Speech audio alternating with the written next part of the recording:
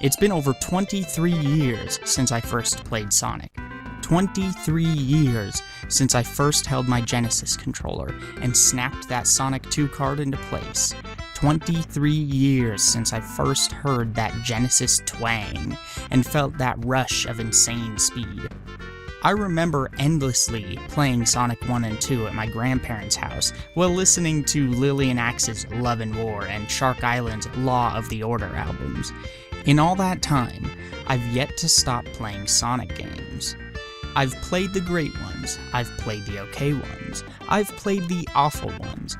Never did I ever think that I would once again get to experience something so faithful to that first time I played Sonic 2, and yet so new at the same time. I'm going to be upfront and just admit it right here. Sonic Mania is magic, you guys. I was initially lukewarm after finishing it. I enjoyed it a lot, for sure, but I didn't love it. But the more I thought about it and played it, I grew to love it. It's continued to surprise me at every turn. This is unequivocally the most well-made Sonic game ever, and I'm excited to play it several times a year until I die, just like the first 3 games, and Knuckles. But what about it is so fantastic, and why am I so glad to see that it's being praised almost universally? Let's dig in. Well, the first thing you're likely to notice is the aesthetic. This is one of the most beautiful pixel art games I've ever seen, up there with games like Owlboy. It may not have the same level of attention to detail as Owlboy, but Mania is dense with quality assets in all the right places. The colors have been brightened up from the older titles, animations have had massive boosts in frame count, the 3D assets fit right in and evoke that lo-fi polygonal aesthetic just perfectly. This game feels exactly like Sonic if it was on the Saturn, as so many people have already said. The intro animation is extremely beautiful as well, and fits right in. Not only that, but as a side note, it also proves that everyone who claims Sonic's cool guy attitude can't work today are stupid. The problem has never been that Sonic has been stuck in the 90s or whatever Duke Nukem Forever criticisms they're mindlessly regurgitating. The problem is that Sega has long since lost an understanding of what cool actually is. Sonic has his bright spots in modern times, but most of the time he's clearly trying too hard to be cool, which is distinctly uncool. Sonic can be cool, even when he has his attitude, but he needs the right attitude, and this animation is dripping with that. This Sonic isn't full of himself, he's confident. He's not perfect, but he's driven. He's curious and friendly and seems more motivated to save the world for personal reasons instead of for the good of hedgehog kind or whatever. That's what makes this Sonic work, and that attention to detail that brings this out in this animation is really what makes it so good. Honestly, the biggest weakness as far as aesthetics go is the fact that the level transitions range from great to kinda not great to non-existent. Lava Reef's transition between acts, for example, works, but I'm really not sure why it fades to black. What technical limitation meant they couldn't just seamlessly move between the color palettes and asset pools? Meanwhile, ones like the transition to Hydrocity Zone or from Hydrocity Zone don't even exist, meaning they make no sense. It just feels like they gave up or forgot to finish this one part of the game or something, because nearly everything else is so on point. But enough about the look of the game. You want to know how it plays, right? That's the most important part after all, and it's particularly important because if you get it wrong in a Sonic game, the whole game falls apart. Let's get the junk out of the way first. Sonic's design is really elegant in that every action uses nothing more than a D-pad and a single button. Jump, press X. Spin dash, press down and X. Shield ability, press X and then press it again in the air. Drop dash, press X and then press and hold X while in the air. If one knows these controls exist, this makes Sonic incredibly easy to understand and utilize, which is important for a game that can get as hectic as this. Anyway, the spin dash speeds Sonic up by letting him spin in place before releasing and shooting forward. The new drop dash ability does the same thing, but in the air, giving you even more options to maintain flow. The drop dash is incredibly natural and useful once you get used to it. It replaces the insta-shield from Sonic 3 and Knuckles, which you sometimes want for.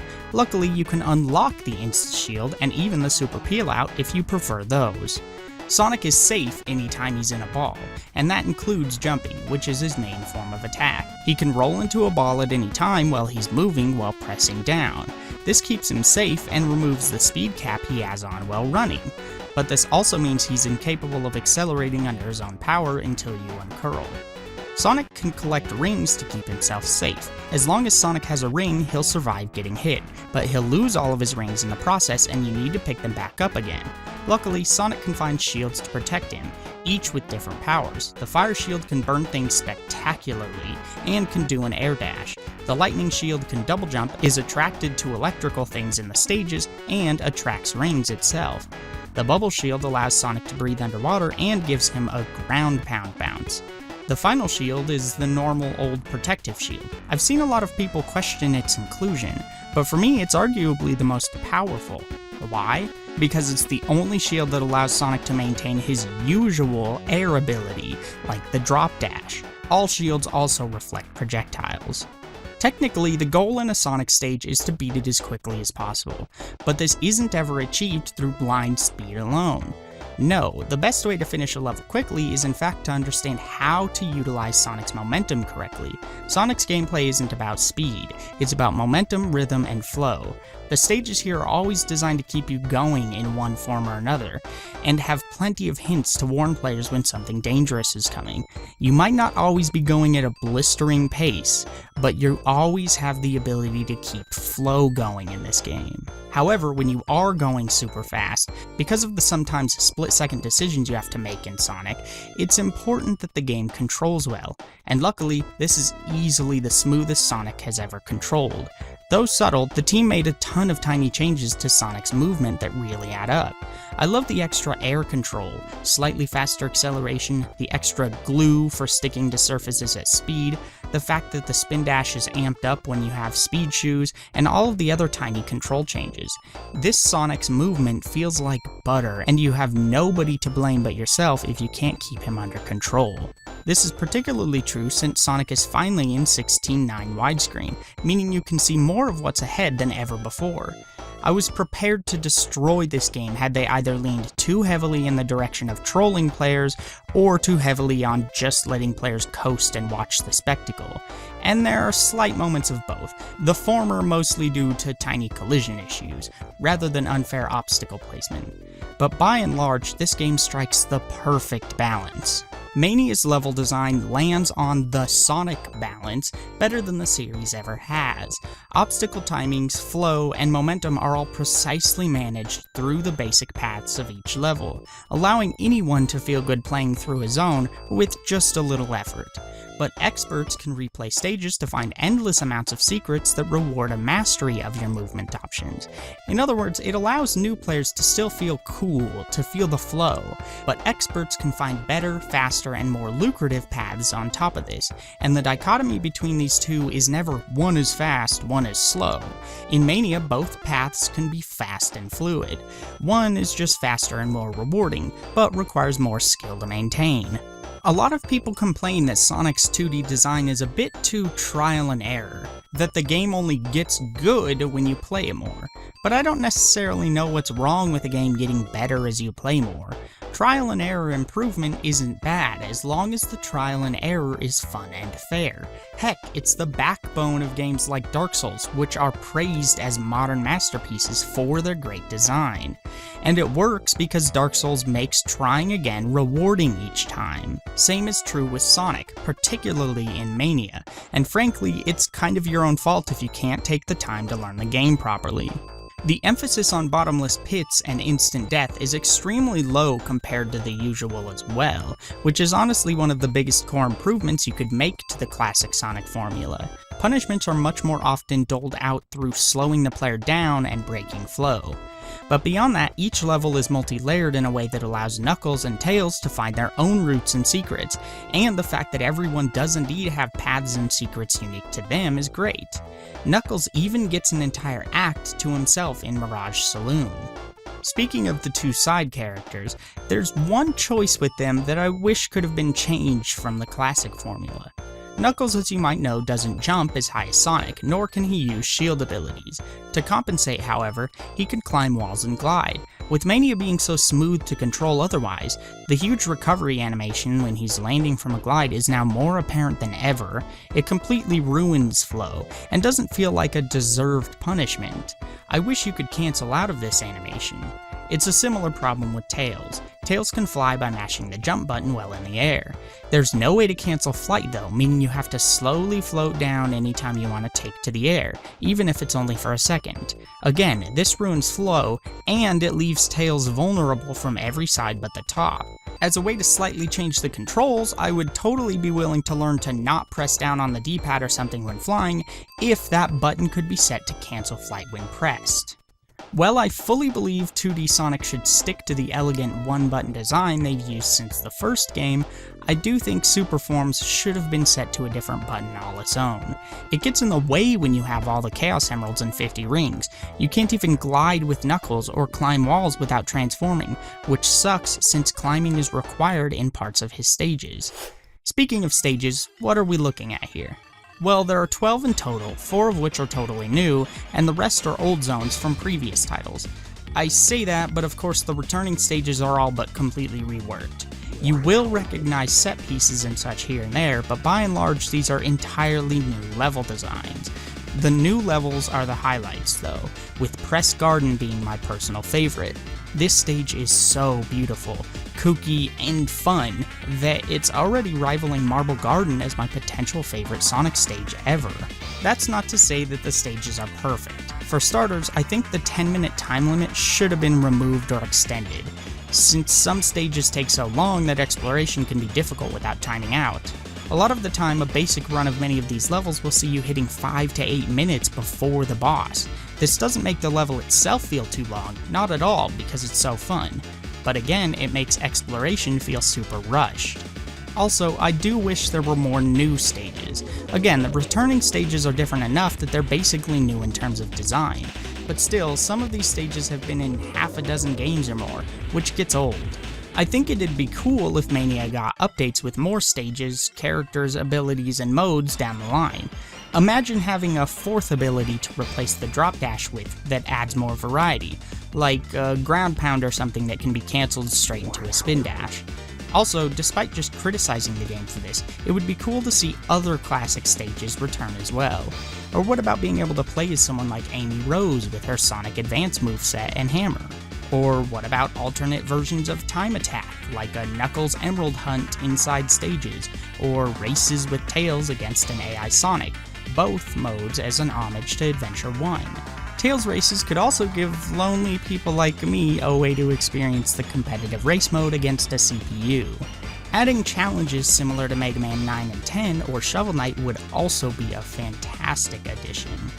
Thinking about it though, since many returning stages in Mania use gimmicks from other stages not featured in the game, it would have been cool if instead these stages had been fused together. Imagine a fusion of Stardust, Speedway, and Starlight Zone, Green Hill and Angel Island, or Flying Battery and Sky Sanctuary. This would still fit the story since it relies on a mysterious Phantom Ruby to return to a lot of these places. Honestly, I think these gimmicks from other stages were used so liberally maybe as a secret attempt by the dev team to expend all of the existing ideas from the series. No reason for Mania 2 to use Labyrinth Zone or Mushroom Hill, or Sandopolis or Ancient Ruins, since their main gimmicks have already been used in Mania 1. That would be redundant, meaning a game entirely made of new stages would be a better option. Moving on from the stages though, we have the bosses that bookend each act of each stage. While nearly all of them are very creative, the bosses can be hit or miss sometimes. Some are way too easy, like the boss of Oil Ocean Act 1 or Studiopolis Act 2 when playing as Sonic or Tails. Some are a little unclear in design at first, like Metal Sonic at the end of Stardust Speedway Act 2, and one or two of them even have issues that make them needlessly difficult. The boss of Flying Battery Act 2 is a fantastically fun idea, but it also has a few quirks that really restrict how you can approach him. You basically have to stay on the side that the propeller is on. hit the spider at the right time, and then grab the propeller high enough and knock the spider into the spikes. If you don't do these actions in a pretty precise rhythm, something is going to go wrong, no doubt, and you'll just end up running Sonic into the spikes instead. Also, you can ruin an attempt at damaging the boss entirely if you accidentally get behind the propeller, as there's no way I can find to get back out without grabbing on and launching yourself into the spikes. And it's really easy to get behind the propeller because hitting the boss with your body knocks you away. The only boss that I would say is broken though is the boss of Oil Ocean Act 2. If you have a shield, this boss becomes absolute K, since you can reflect the shots that are the most dangerous when Eggman is vulnerable, and just bounce on his head forever. If you don't have a shield, you have to be extremely delicate and careful, taking out the tentacles that are firing at you first. This isn't necessarily difficult if you don't get greedy, but it's tiring. Meanwhile, there's a glitch during the fight that can kill you instantly, and has led to me losing at least 10 lives. When the tentacles come up to pull down the platforms, if you jump to them at the wrong time, the oil below you won't stop your descent and you'll hit the kill plane below. This happened to me far too often, and with Knuckles it's even worse since his jump is too short to jump from the oil to the platform, meaning you have to grab onto that tiny little side section of platform to get back up, which is harder than it looks when you're rushing to get back to safety. Also of quick note, while the Mean Bean Machine boss is a hilarious idea, and it's extremely easy so that it doesn't get in the way if you suck at it, I can see how some people might not like its inclusion, since it essentially stops the entire game and forces you to play a minigame. Speaking of minigames, the returning Blue Sphere is just as great as it's always been. Blue Sphere is now accessed through checkpoints, and is the only bonus stage in Mania. Collect all the blue spheres, avoid the red ones. This gets you a silver medal, and the more you collect, the more content you unlock. But if you can also collect every ring, you get a gold medal. These don't do anything but net you a trophy, but it's still fun to do. Blue Sphere is a nice addition, but the levels should have been updated so that you can still get all the rings after you get all the spheres, if the remaining rings are currently available. Because this isn't the case, it leads to a lot of retrying stages because you successfully got certain blue spheres too early and ruined it for yourself. Also, Blue Sphere feels a bit too common now, which can be a little tiring and breaks flow of the game too often. Plus, it sucks that it doesn't offer you any rewards for your current playthrough. I liked that being good at the bonus stages in 3 and Knuckles could help you by giving you shields, rings, lives, etc. Plus, there was more variety. As far as I understand it, getting silver medals unlocks all of the secrets, so by playing Blue Sphere you can unlock a full version of Dr. Robotnik's Mean Bean Machine, Debug Mode, the Insta Shield, the Super Peel Out, and Knuckles Mode, where you can play as any character with Knuckles following you, including Knuckles and Knuckles, which has its own secret ending. You can also unlock a sound test, and both classic Blue Sphere levels and brand new ones that have new mechanics that aren't featured anywhere else in the game. So if Blue Sphere is the bonus stage, what are the special stages? Special stages here are essentially chase stages. The goal is to speed up by collecting blue spheres and eventually catch a UFO that has a Chaos Emerald. Every lap the blue spheres respawn, but rings don't. Rings count down just like when you're in super form, meaning you need to keep the ring count from reaching 0 or the stage is failed. Hitting obstacles removes 10 rings, and falling off the edge fails you immediately. These stages are fan-freaking-tastic. They're so fun, beautiful, and they stick hard to the classic Sonic sensibilities. But more importantly, they're not near as difficult as a lot of the others in previous titles, meaning they stay fun instead of frustrating. That also means super forms are much more attainable. I did find one small issue with them, however, in one specific spot. During the 3rd special stage, I believe, there's a set of ramps over a pit. If you jump over these ramps, there's a ring box that you can bounce off of, netting you rings and launching you across the chasm. Problem is, the plane that tells the camera you've fallen off the stage is a bit too high. So multiple times I hit the ring box, made it to the other side, but the camera shot up into the sky and told me I'd failed, despite the stage continuing to play out beyond my scope of vision. Not a big deal, but I think it's something that needs fixed as soon as possible so that I can say the special stages are completely flawless in execution. Finally, we're at sound and music. If you know anything about Sonic, you know he's always got great music in his games, and this is no exception. Both the returning and new songs are fantastic. It's that simple. There isn't a single track in this game that isn't amazing, with my personal favorite being Press Garden Act 1. Take a listen.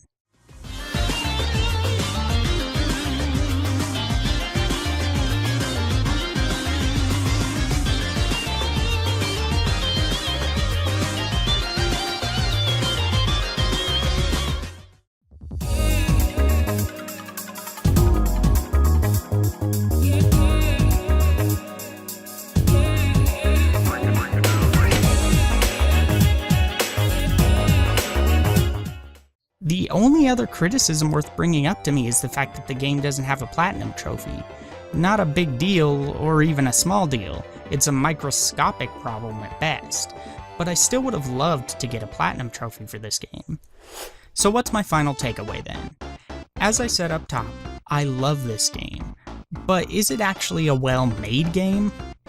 Unequivocally, yes. Sonic Mania is a fantastic game. Fight me. In my last video, I said that I would try and be fair and honest about how this game holds up. I was expecting to be disappointed to some degree about the design, not because of the team working on it, but because Sonic design is so insanely difficult to get right. And to my amazement, they actually pulled it off. This game has better design than any of the previous titles. This game actually makes the previous 2D titles look kind of clunky in comparison.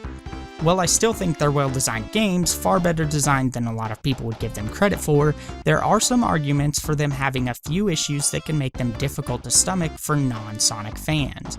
Sonic Mania is a game where there's no logical argument against it. There's no excuse. It's a masterpiece of design because it understands exactly what it needs to do. No question.